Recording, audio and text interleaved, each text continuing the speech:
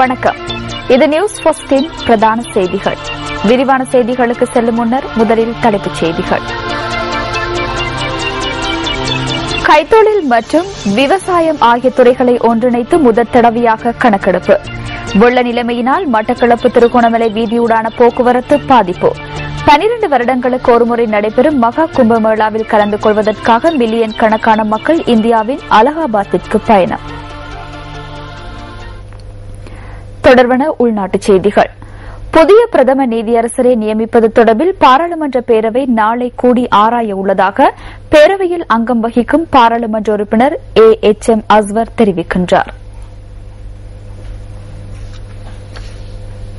அரசியலமைப்பின் 18வது திருத்தத்திற்கு அமைய பாராளுமன்ற பேரவை ஸ்தாபிக்கப்பட்டுள்ளது.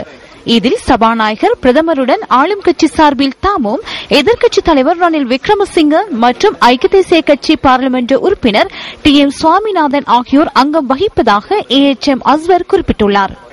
நாளைய தினம் கூடவுள்ள பாராளுமன்ற பேரவை புதிய பிரதம நீதியரசர் பதவிக்காக பிரேரிக்கப்படுகின்ற பெயர் குறித்து ஆராய்ந்து அனுமதியை வழங்க வேண்டியுள்ளதாக அவர் சுட்டிக்காட்டியுள்ளார்.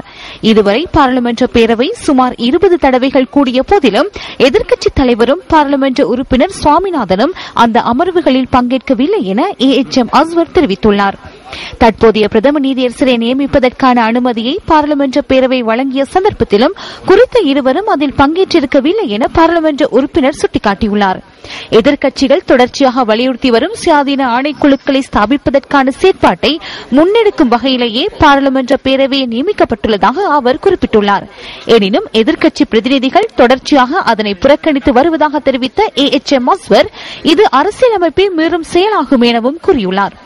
எதிர்க்கட்சி உறுப்பினர்கள் பாராளுமன்ற பேரவையில் பங்கேற்காவிட்டாலும் புதிய பிரதம நீதியரசர் தொடர்பான தீர்மானத்தை எடுப்பதற்கு தேவையான கோரம் பேரவையிடம் இருப்பதாக அவர் தெரிவித்துள்ளார். தற்போது புதிய பிரதம நீதியரசரை நியமிக்க வேண்டிய செயற்பாடு மாத்திரமே எஞ்சியுள்ளதாகவும் அதனை நாளை கூடவுள்ள பாராளுமன்ற பேரவை நிறைவேற்றும் எனவும் AHM அஸ்வர் குறிப்பிட்டுள்ளார். புதிய பிரதம நீதியரசர் பதவிக்காக பரிந்துரை செய்யப்பட்டுள்ளவர்களின் பெயர் விவரங்கள் இதுவரை தமக்கு கிடைக்கவில்லை என தெரிவித்த பாராளுமன்ற உறுப்பினர் இன்னும் சில மணித்தியாலங்களில் இது தொடர்பான தகவல்களை அறியக்கூடியதாக இருக்கும் எனவும் கூறியுள்ளார். A15 மட்டக்களப்பு திருகோணமலை பிரதான வீதியூடான வாகன போக்குவரத்துக்கு இடையூறு ஏற்பட்டுள்ளது.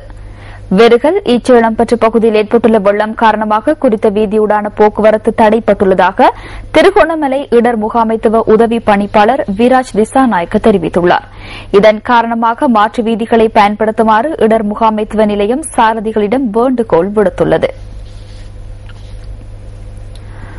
உலக செழிப்பின் காரணகர்த்தாவான சூரிய பகவானுக்கு நன்றி செலுத்தும் பண்டிகையான தைத்திருநாளை இன்றைய தினம் தமிழர்கள் கொண்டாடுகின்றனர். தை பிறந்தால் வழி பிறக்கும் என்பது ஆன்றோர் வாக்கு. அதற்கமைய பிறந்துள்ள வருடம் முழுவதும் தங்கள் வாழ்வு செழிக்க வேண்டும் என்ற எதிர்பார்ப்புகளோடு தை மாதத்தின் முதல் நாளை மக்கள் இன்முகத்துடன் வரவேற்கின்றனர்.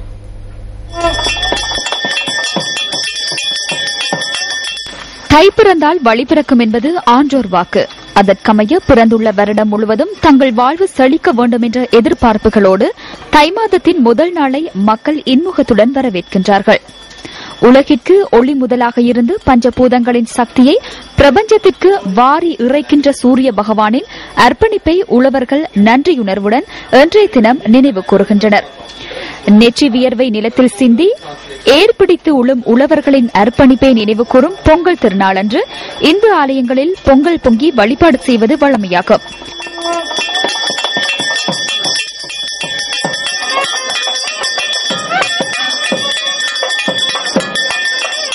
இல்லங்களின் முற்றத்தில் அழகு மாக்கோலமிட்டு மங்களத்தின் அடையாள சின்னமாக விளங்குகின்ற மஞ்சளையும் இஞ்சியையும் புதுப்பானையில் கட்டி பால் பொங்கி வர பட்டாசு கொளுத்தி சூரிய தேவனுக்கு இன்றைய நாளில் மக்கள் நன்றி செலுத்துவார்கள்.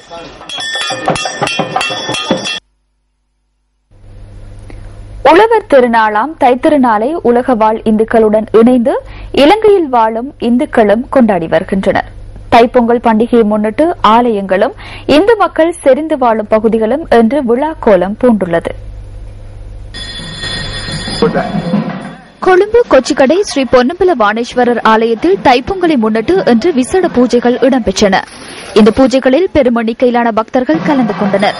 கொழும்பு நகரில் உள்ள மேலும் பல ஆலயங்களில் நடைபெற்ற சிறப்பு பூஜை வழிபாடுகளின் காட்சிகளும் எமது கேமராக்களில் பதிவாகின.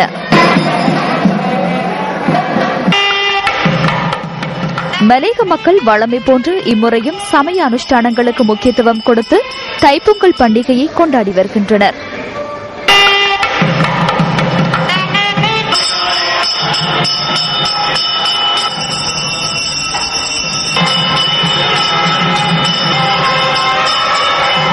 இந்துக்களுக்கே உரித்தான கலாசார விழுமியங்களுடன் யாழ் மண்ணில் இன்று பொங்கல் பண்டிகை கொண்டாடப்படுகின்றது.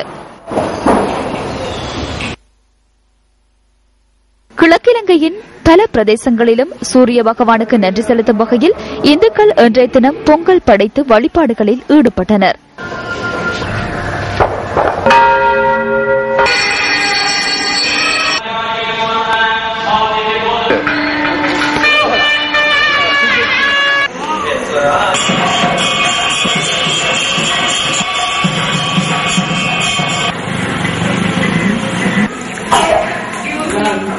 அம்பாறை மாவட்டத்தின் பல ஆலயங்களிலும் பொங்கல் பூஜைகள் இடம்பெற்றதோடு பண்டிகையும் வெகு விமர்சையாக கொண்டாடப்படுகின்றது.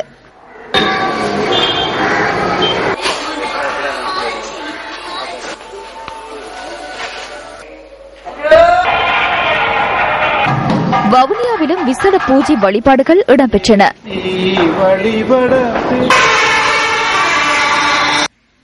உழவர் திருநாளை மன்னார் மாவட்ட மக்களும் சிறப்பாக கொண்டாடி வருகின்றனர்.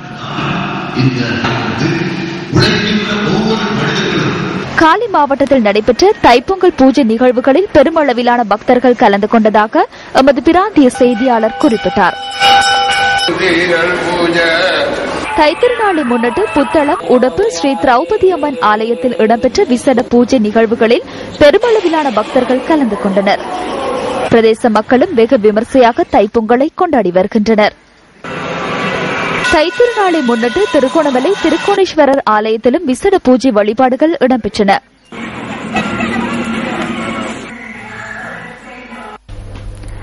நீர்கொழும்பு பகுதியில் இருந்து கடற்றொழிலுக்காக சென்று காணாமற் போன 2 மீனவர்களும் நேற்றிரவு மீட்கப்பட்டுள்ளனர். பேர்வழி பிரதேசத்தைச் சேர்ந்த படகொன்றினால் அவர்கள் காப்பாற்றப்பட்டுள்ளனர். கடந்த வெள்ளிக்கிழமை கடலுக்கு சென்ற இந்த மீனவர்கள் சனிக்கிழமையன்று கரைக்கு திரும்ப வேண்டியிருந்தது. சிந்தாந்திரி என்று அழைக்கப்படும் இந்த மீன்பிடி படகு நீர்கொழும்பு ஏத்துகாலை மீனவ கிராமத்திலிருந்து 2 மீனவர்களுடன் கடலுக்கு சென்றது. படகில் ஏற்பட்ட இயந்திர கோளாறு காரணமாக அவர்களால் மீண்டும் கரைக்கு திரும்ப முடியாத நிலை ஏற்பட்டுள்ளதாக எமது பிராந்திய செய்தியாளர் குறிப்பிட்டார்.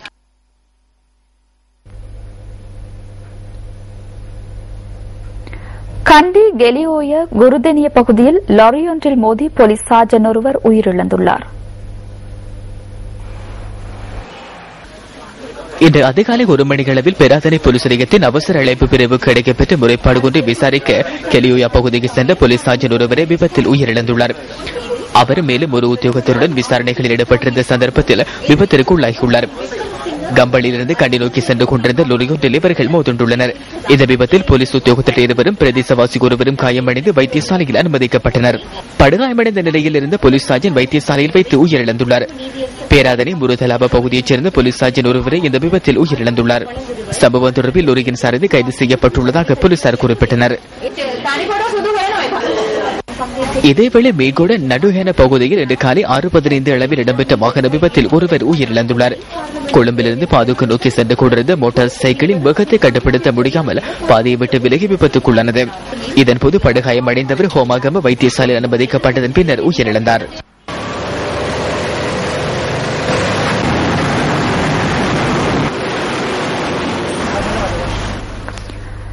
இலங்கை பணிப்பெண் ரிசானா நஃபீக்கிற்கு மரண தண்டனை நிறைவேற்றப்பட்டமை தொடர்பில் எழுந்துள்ள விமர்சனங்களுக்கு சவுதி அரேபிய அரசாங்கம் பதில் அளித்துள்ளது. பணிப்பெண்ணுக்கு எதிராக நீதிமன்றம் வழங்கிய தீர்ப்பு செயற்படுத்தப்பட்டமை தொடர்பில் ஐநா செயலாளர் நாயகம், ஐரோப்பிய ஒன்றியத்தின் உபத்தலைவர் உள்ளிட்ட மேலும் பல அமைப்புகளின் பிரதிநிதிகள் வெளியிட்டுள்ள அறிக்கைகள் கவலை அளிப்பதாக சவுதி அரேபிய செய்திச் சேவை குறிப்பிட்டுள்ளது. குறித்த அறிக்கைகள் தவறான கருத்துக்களை அடிப்படையாக கொண்டு வெளியிடப்பட்டுள்ளதாகவும் சவுதி அரேபிய அதிகாரிகள் தெரிவித்துள்ளனர். 4 மாத சிசுவை கொலை செய்தமை தொடர்பில் குற்றவாளியாக காணப்பட்ட ரிசானா நஃபீக் ஒரு சிறுமி என சுமத்தப்படுகின்ற குற்றச்சாட்டு உண்மைக்கு புறம்பானது என அவர்கள் சுட்டிக்காட்டியுள்ளனர். ரிசானா நஃபீக்கின் உத்தியோகபூர்வ கடவுச்சீட்டில் அவருக்கு 21 வயது என குறிப்பிடப்பட்டுள்ளதாக தெரிவிக்கும் சவுதி அரேபிய அதிகாரிகள் அந்த கடவுச்சீட்டு இலங்கை அரசாங்கத்தால் வெளியிடப்பட்ட உலகளாவிய ரீதியில் அங்கீகரிக்கப்படும் ஆவணம் என குறிப்பிட்டுள்ளனர். சிறுவர்களை தொழிலில் அமர்த்துவதற்கு சவுதி அரேபிய அரசாங்கம் அனுமதிப்பதில்லை எனவும் சவுதி அரேபிய செய்திச் சேவை விடுத்துள்ள அறிக்கையொன்றில் குறிப்பிடப்பட்டுள்ளது. ரிசானா நஃபீக் விடயத்தில் நியாயமான வழக்கு விசாரணை நடத்தப்படவில்லை என சுமத்தப்பட்டுள்ள குற்றச்சாட்டையும் சவுதி அரேபிய அதிகாரிகள் நிராகரித்துள்ளனர்.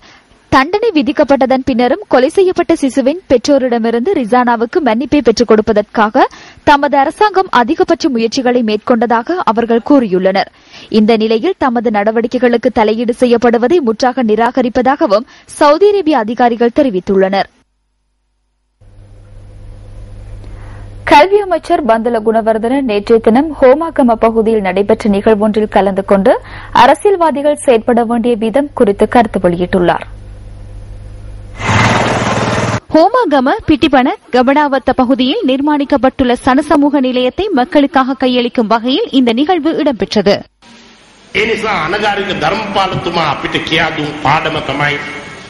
இலங்கையில் தூற்றுதலுக்கு உள்ளாக வேண்டுமாயின் முடிந்தளவு மக்களுக்கு சேவையாற்ற வேண்டும் என அனகாரிக தர்மபால எமக்கு கற்பித்துள்ளார். இதனையே பிரதேச சபை உறுப்பினர்கள், மாகாண சபை உறுப்பினர்கள் மற்றும் பாராளுமன்ற உறுப்பினர்கள் கடைபிடிக்க வேண்டும். ஊழல், கொள்ளை, துஷ்பிரயோகங்கள் இல்லாமல் பிரதேசத்திலுள்ள மக்களுக்கு முடிந்தளவு சேவையாற்றுவதே மக்கள் பிரதிநிதிகளின் பொறுப்பும் கடமையும் ஆகும்.